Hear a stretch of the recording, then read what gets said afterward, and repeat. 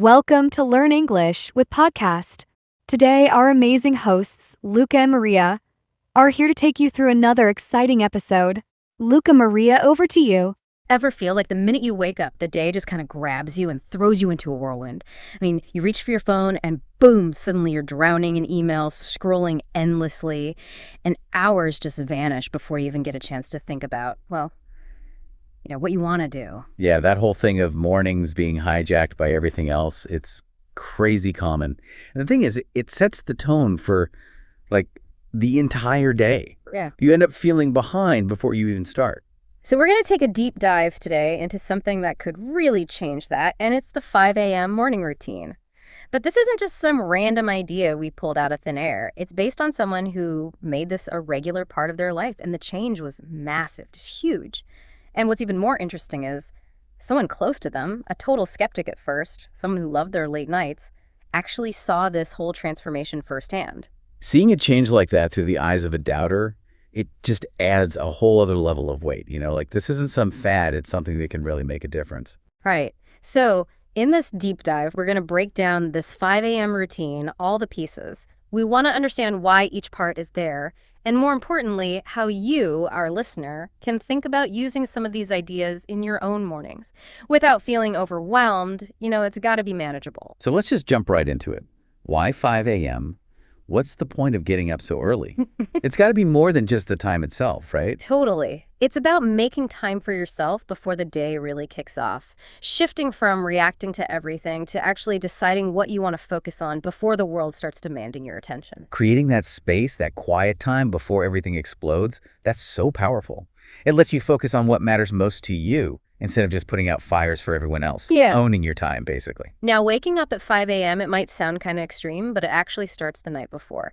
Getting ready is a big part of making this work, and that means a decent bedtime, like 9 or 10 p.m. For a lot of people, that probably sounds insanely early, especially with our culture always pushing late nights and hustling nonstop. But think about it. When you actually sync up with your body's natural sleep cycle, that circadian rhythm, it can improve your sleep quality, and your energy the next day is way better. And then there's the actual waking up. Ditch that annoying digital alarm that jolts you awake, This routine uses a sunrise alarm clock. It slowly brightens the room like the sun coming up naturally. Waking up gradually like that, it just feels so much better than that sudden alarm. It's way less stressful. You wake up calmer, and it starts your day off right. And to really avoid hitting snooze and going back to sleep, the trick is simple, but it works. Put your phone across the room. That way you have to actually get out of bed to turn the alarm off. Yeah, having to actually get up creates a moment of choice, It breaks that automatic snooze habit and lets you decide to start your day. So you're up, the light's coming up gently, you're out of bed. What's next? Something basic but super important. Hydration. A big glass of water, maybe with some lemon. Your body needs that hydration after hours of sleep. Lemon can help with digestion too, and it gives you a little vitamin C boost. Small habit, big benefits. From there, it moves into what we can call the mind pillar. It's all about getting in the right mindset for the day. And it starts with just 10 minutes of breathing exercises, what they call breath work. This isn't about long, complicated meditation. Breath work can be way easier to get into than meditation. It's about controlling your breath to feel more grounded, less stressed, and more energized. There's actually research showing that certain ways of breathing can affect your nervous system, lower stress hormones, and calm you down. Things like box breathing or diaphragmatic breathing are really effective. And right after that, it's journaling. But to make it easier, there's a structure, so you don't just stare at a blank page. Just 10 minutes, simple template, 3 things you're grateful for, 3 things you want to do today, 1 thing you're looking forward to. That structure is what makes it work. You're practicing gratitude, and studies show that can make you happier and more resilient.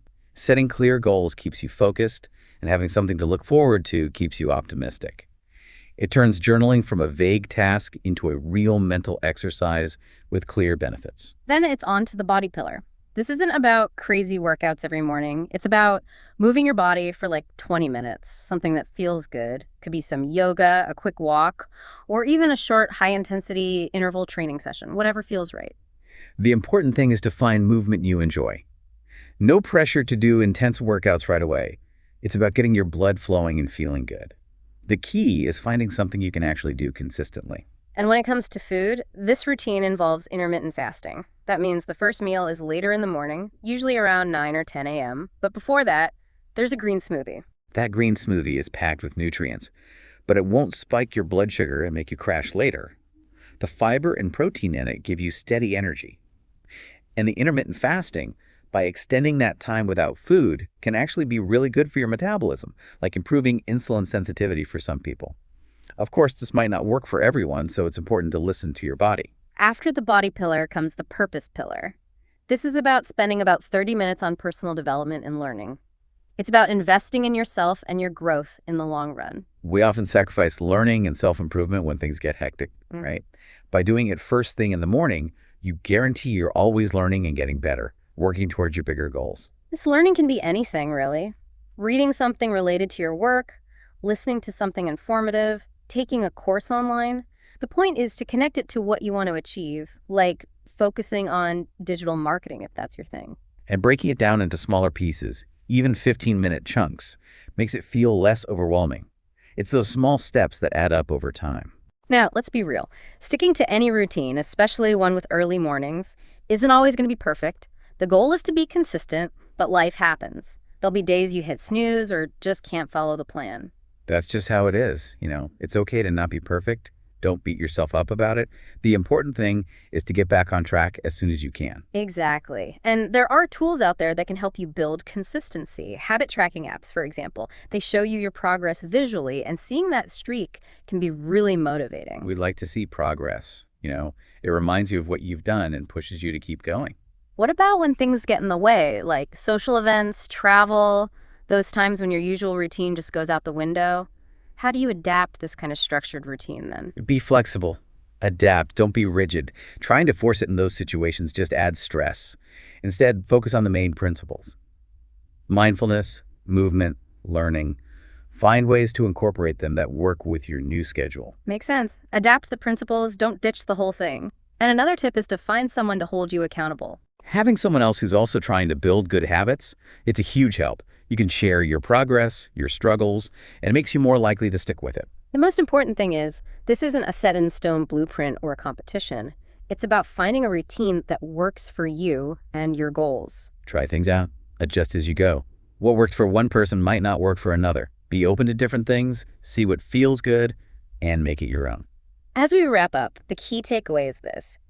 You can create real positive change in your life, and a lot of times that starts with how you start your day. Don't expect overnight miracles. It's about making small, consistent changes.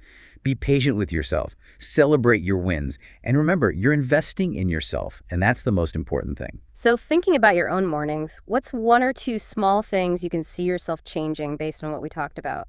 Just imagine what you could do if you took back even a little time in the morning and used it intentionally.